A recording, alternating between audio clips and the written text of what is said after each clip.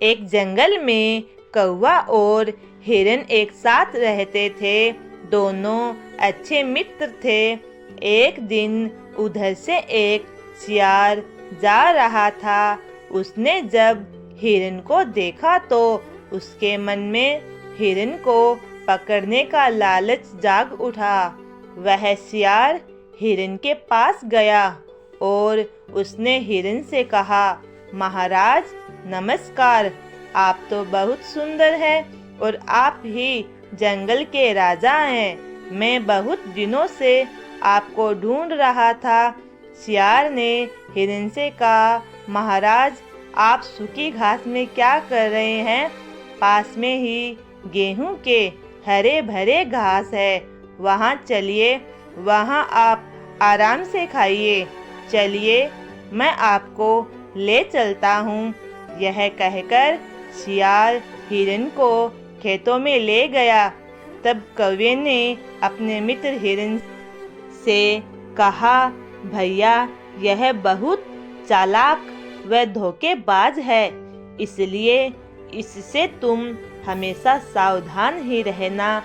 हिरन ने कहा, भैया ऐसी कोई बात नहीं है, यह मुझे अच्छा प्रेम करता है और खाना भी खिलाएगा। हिरन उसके साथ चला गया और हरे भरे खेत चरने लगा।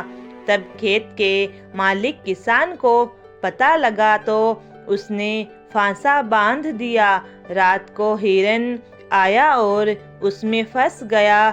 अब सियार बहुत खुश हुआ कि सुबह किसान आएगा और हिरन को मार देगा और मुझे ताज़ा मांस खाने को मिलेगा।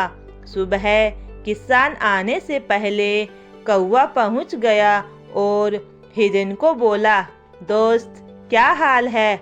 अगर सियार चाहता तो हिरन का फांसा अपने दांतों से भी काट देता, लेकिन यह धोखेबाज है।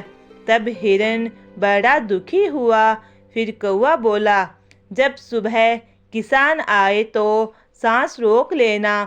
तो किसान तुझे मरा हुआ जानकर जब रस्सा खोलकर समेटने लगे तब तू उठकर भाग जाना। बाद में किसान आया और हिरन को मरा हुआ जानकर फांसा खोलकर रस्सा समेटने लगा कि हिरन भागा तो किसान ने हिरन को मारने के लिए एक लठ फेंका। उधर वह सियार हिरन के मरने की तौह में छुप कर बैठा था और बार बार ऊपर होकर भी देख रहा था। जो ही वह ऊपर हुआ तो किसान का फेंका हुआ लठ उसके सर पर जोर से लग गया। सियार वहीं ढेर हो गया।